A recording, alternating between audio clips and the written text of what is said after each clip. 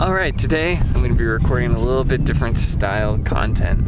Maybe a little bit of change of scenery. Probably kind of the same content, but change of scenery for sure. So today I'm just going to be answering some questions. I'm up mountain biking here today since it's not ski season. And I've got a lot of questions that I get kind of regularly, so this will serve to answer those. The first question I get a lot of, this is maybe a little bit outside of ski gear, but I have a lot of friends that ask me about dating people who ski. They say, I've had 2 different people say, oh, I would only date someone who is a skier. I couldn't imagine being in a relationship with someone who doesn't ski. And I've thought, what a bunch of baloney. That is so silly. There are so many more important things to a relationship than skiing. Now, my wife does ski, but it just so happens that she skis. Like, there were so many other more important things than whether or not she skied that I didn't even know she was a good skier until like 2 or 3 years into our relationship. Because we were focused on other things. It just never came up. And turns out she's great, but, you know, my biggest thing is that if you are really hyper-focused on them having to be able to ski, then you're probably in kind of a codependent relationship where, you know, your hobbies are her hobbies and you can't do anything fun without them. You know, it's like, if you like skiing, go ski and then meet up with your partner later. You don't have to do everything together. And I've actually found that I kind of enjoy, even though my wife does ski, some days where I just ski to myself. We've had days where it was like huge powder days and a big storm came through. And the trade-off sometimes out west is sometimes the best skiing is on days where the weather is the most brutal. And my wife said, you know what, this is too much for me, I'm gonna go into the lodge. And she said, I'll see you in a couple hours, go have fun. To me, that's kind of the hallmark of a healthy relationship. So if you're somebody who's single and you're a big skier or mountain biker, don't worry about that stuff. There are way more important things to a relationship than whether or not they ski or snowboard. And just make sure you're in the kind of relationship where they're okay with you going and doing that thing and enjoying yourself. But, you know, don't twist your arm over that kind of thing, because in my experience, it's silly and really not a good indicator of anything. The next question I get a lot of, and this may have to do with my experience working with Ski Racing Magazine, but I get asked a lot, who's the GOAT? Who's the greatest ski racer of all time? And I don't think I have one solid person. I think I have to give you like 3 or 4 people, because there have just been so many different eras of skiing that it's like really hard to just pin one down. A really good example of that would be like kind of the 2 people for male skiers that I think are maybe the GOATs, so to speak, and that would be Bode Miller and Ted Ligety. Bode Miller came onto the scene and was racing with straight skis and transitioned and still was one of the greatest on shape skis. Now, I think that Bode Miller's skills were a lot in like ski tactics and setting up lines. He was always kind of known for running a really straight and kind of aggressive line. And so, I don't know, that makes him really good in some things. Kids on the alpine slide. Yeah, so I mean, if you're talking about like, who's the GOAT? I don't know. I mean, it's probably pretty easy to argue for Bode, because he did so much and was so dominant for so long. Bode just did so much to change the sport. He like issued in this new era of shape skis. I mean, really, you can't undermine. As much as I like to rag on Bode for pitching every product that's ever come across his desk, he did do a lot for the sport. But I would say, in my opinion, and I'm biased, but I think Ted Ligety is the greatest of all time, just because he did so much to revolutionize the sport, and he didn't do it in a tactics way. I mean, that was Bode Miller's biggest thing, like, how can I go as straight as possible? And Ted Ligety really did it from the fundamentals. Like, if you look at Ted Ligety, what's he really good at? He's really good at pressuring the downhill ski, and he's like a master of timing out his pressure, loading it, being able to get into those like really tight lines because of his balance and because of that good downhill ski pressure. And honestly, everybody for like the last 2 decades, decade and a half, have been almost like trying to copy that great form and those great fundamentals. So I think if you're talking about the greatest of all time, even though I'm not sure how like the World Cup tallies stack up, I think Ted Ligety fundamentally is the best skier, male skier that's ever come across in ski racing history. he maybe doesn't get the praise. I know he was super popular and he's less popular now, but I honestly do think that Ted just attacked skiing from a fundamentals level. He is just totally and completely mastered downhill pressure, figuring out how to distribute it, figuring out when to load it. And so, I don't know, I mean, I'm biased. I met Ted when I was 16 and was just like, you know, starstruck, thought he was the coolest guy. So I get that I'm biased, but if I'm looking at it just as, at least in my opinion, as objectively as I can, nobody has done more for skiing fundamentals than Ted Ligety in my mind in the last 10 years. He also like figured out how to be a professional athlete and still maintain that even after his career was over, when he started his own line with Shred goggles. And so I don't know, like if I'm saying greatest of all time for male skiers, I gotta give it to Ted Ligety. He's a great fundamental skier, and he started his own business and was able to maintain skiing even after his career ended. And he hasn't, because he kind of started that goggle and helmet company, he hasn't had to kind of hawk every other new product the same way Bodie Miller has. So anyway, that's my vote for greatest of all time for male skiers. It's got to be Ted Ligety. I'm sure you could argue, you know, pre-shape skis, that'd be like the Mayer brothers, because they were just so influential. And I've also met them, they're super nice. But at least in my era of watching ski racing and watching people on shape skis, I don't think anyone has done more for fundamentals or for how we understand carving than Ted Ligety. That being said, would I buy one of his helmets? No, they have like terrible ratings on Consumer Reports. But is he a great skier? Yeah, probably the greatest of all time. Speaking of Shred helmets, I had one of their brain buckets from, God, it must have been like 2012, 2013. I got like one of the first ones that came out. And I am not surprised to see that they have a low rating, because it is probably the worst helmet I've ever owned. That being said, the Shred goggles were iconic. They were so cool, and I had them for years and years. I've probably used them for like a decade. They work great. I had the Shred sunglasses. I had those for like 15 years, taking them rafting, no problem. They made really nice goggles and sunglasses. But the helmet that I had, God, the internals were just falling apart. The earpieces were always falling apart. They were really cold. Like at least the original brain bucket was super poorly insulated. I was not a fan of the Shred helmets. Does that mean now they're not good? No, I don't know. They don't have good Consumer Reports reviews, and so I just kind of avoid them. You know, it's like, I don't know, I don't need to do that twice. And I know I like the POC helmets. I know that they're some of the safest out there. Helmets, you know, I just go with what is safest and what and I have, like, I've talked about this in previous videos, but like I have experience with friends, you know, just getting in big crashes and, at least in my opinion, having their lives saved by those helmets. So I tend to stick with that. And then I buy the POC goggles because they fit the POC helmet perfectly.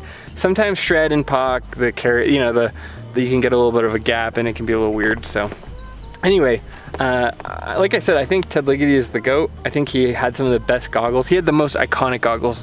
You think about those pink goggles he had in the Olympics. They were Uvex at the time, but then the year after he started his own goggle brand.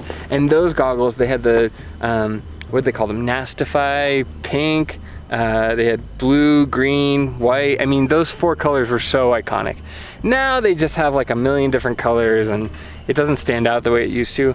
But I don't think anyone's had that level of impact on the sport more than Ted Ligety. And he also had this kind of, if you're looking at it just from like an aesthetic sense, he just had the coolest style. He wore snowboard jackets, he wore snowboard pants.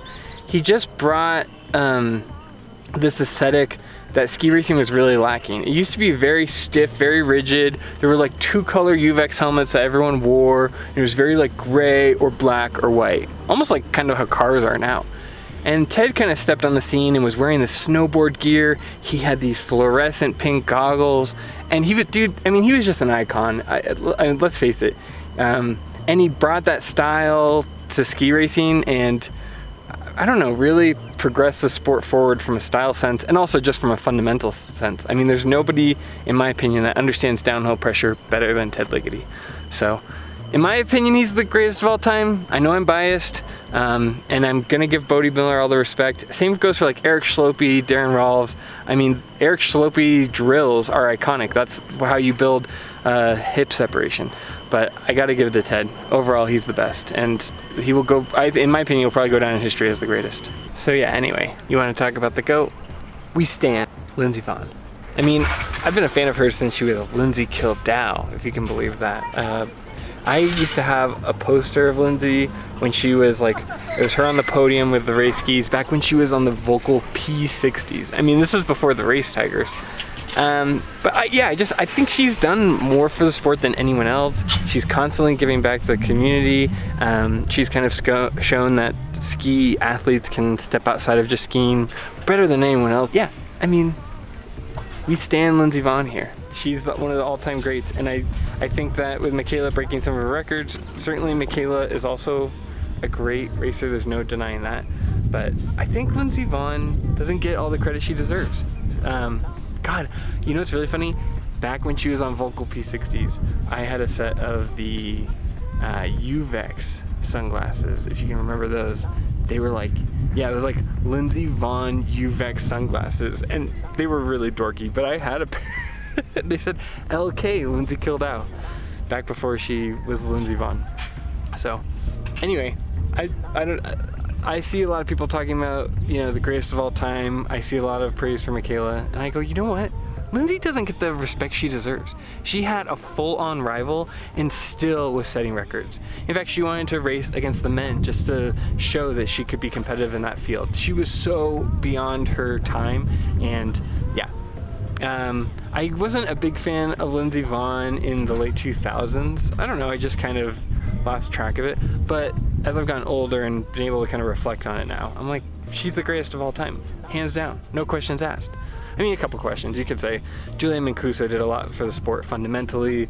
Michaela Schifrin is, you know, very disciplined. But Lindsey Vonn was one of the first really, really disciplined ski racers. I mean, she was an athlete first and really prioritized that. And I think that's why she had one of the longest running careers. Obviously she got injured, but that just happens in skiing. It wasn't because she didn't take all the precautions and wasn't strong enough. She was easily the best speed skier. So yeah, here in this channel, we stand Lindsey Vonn. God, I was never this like passionate about it as a kid. I was like, oh yeah, Lindsay Kildau, Lindsey Vonn, she's great. But now that I think back on it, I'm like, wow, she did so much for the sport and continues even after retirement to do more for the sport than anyone else. So yeah, we stand Lindsey Vonn here. Has she had any great products? I mean, the Red Bull helmet was iconic. I don't even know if she came up with that. That was just a sponsored helmet, but it's still iconic to this day. What else? She came out with some goggles, but weren't they like $400 or $500? I don't know, maybe I should look at some of those. They're kind of in the bomber territory to me of like, I mean, they stood out, and definitely almost in that same vein as the Shred goggles. Like, they had their kind of own iconic look, but for $400 or $500, I don't know. That's a tough sell. But everything else she's put out has been good. She has some new like line of apparel that's coming out, so I'll be interested to see that. I mean, it's a little high fashion for me.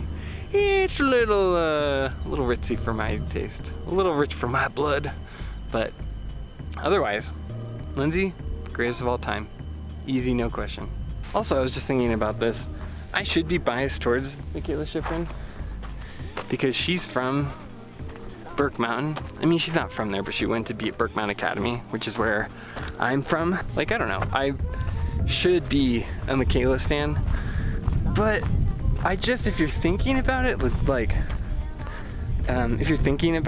clearly, it's like, dude, Lindsey Vonn did all of that with a rival and continues to do more for the sport even after retirement. Come on. Also, if you like factor in where she's from, it's pretty amazing because I believe Lindsey Vonn, and I'll have to correct myself later, but I believe she's from Buck Hill. I know she's from like Michigan originally.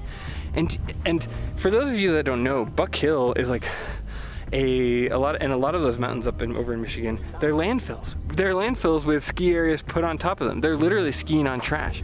So Lindsey Vonn comes from that. She comes from areas where the ski hills are not big, and you have to get good at fundamentals, and you have to be really dedicated to get good like that. You know, I'm from Northeast Vermont, and it's like we had really long seasons just because it's so darn cold up there. And yeah, we have ice, but you have to like get good at carving to be on ice. Lindsey Vonn did that at Buck Hill. Are you joking? Come on. And I know she skied in Colorado later, but that's not the point. She has fundamentals of the most disciplined ski racer in the history of skiing. You know what? We stand Lindsey Kildau too. You know what's really embarrassing is it took me a really long time as a teenager to figure out that those were not different people, that Lindsey Vonn and Lindsey Kildau are the same person. I just like, as a teenager, was like, oh, I haven't seen Lindsey Kildau in a while, and someone's like, are you joking right now? So, yeah, Lindsey Kildau, she came from the Midwest to become one of the greatest ski racers of all time.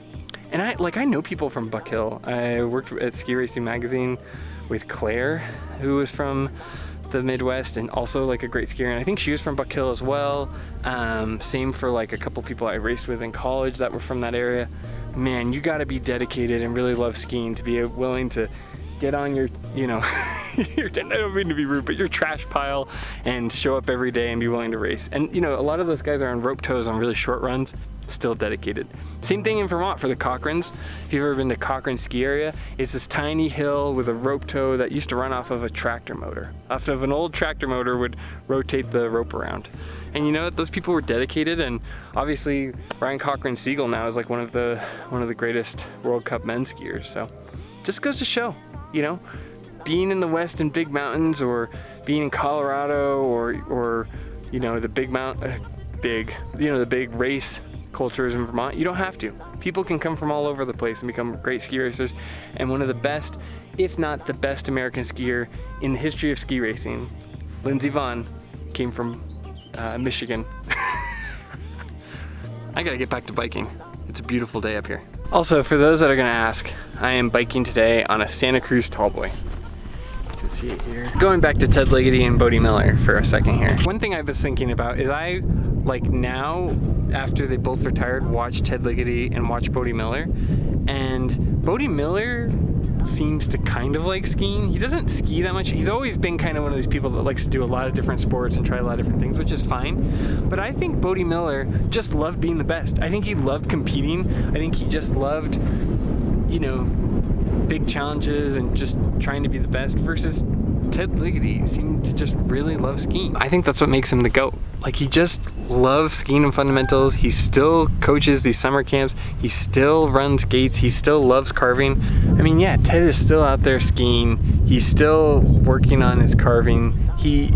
And to me, that just kind of solidifies my opinion of him being the greatest of all time, because he just seems to really love carving and sharing that with other people. So, you know, whereas Bodie still skis kind of, but it's, I don't know, usually the most I see him skiing is just for promotional stuff.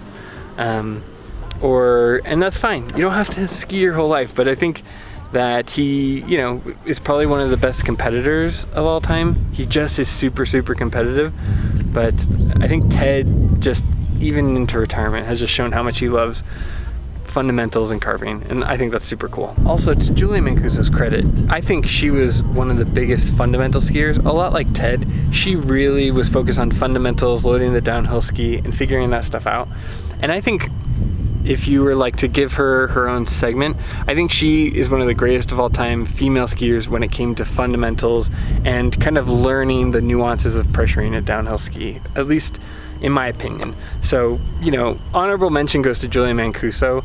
I think she's also one of the greatest skiers of all time. She is a little, she's got some oddities now with like promoting weird supplements and stuff like that. But you know what? Credit where it's due. Fundamentally, she was one of the greatest skiers of all time.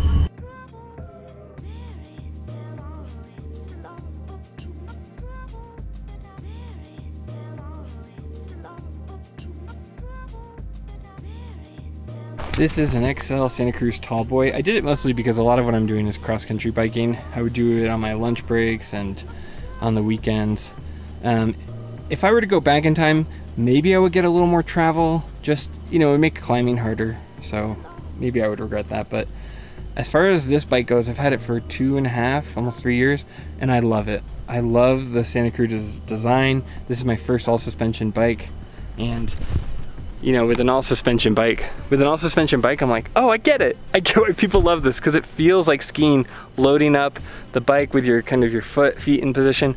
I get it. I love mountain biking now that I've got a full suspension bike. I'm only a few years in. I thought about doing a review, but you know, I've only been doing this on a full suspension for a few years. I biked for like 8 years in Vermont.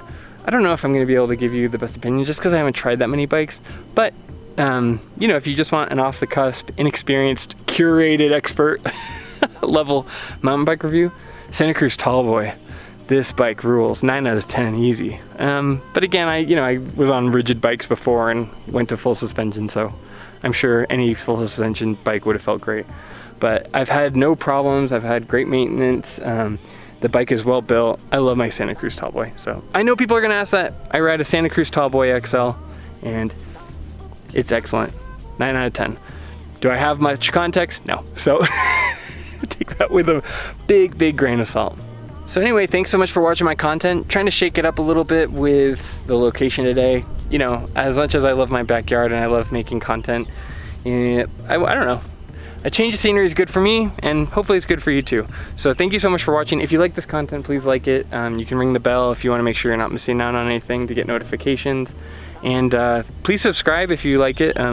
That way you can get my content as soon as it drops. And otherwise, thank you so much just for watching. I really appreciate it.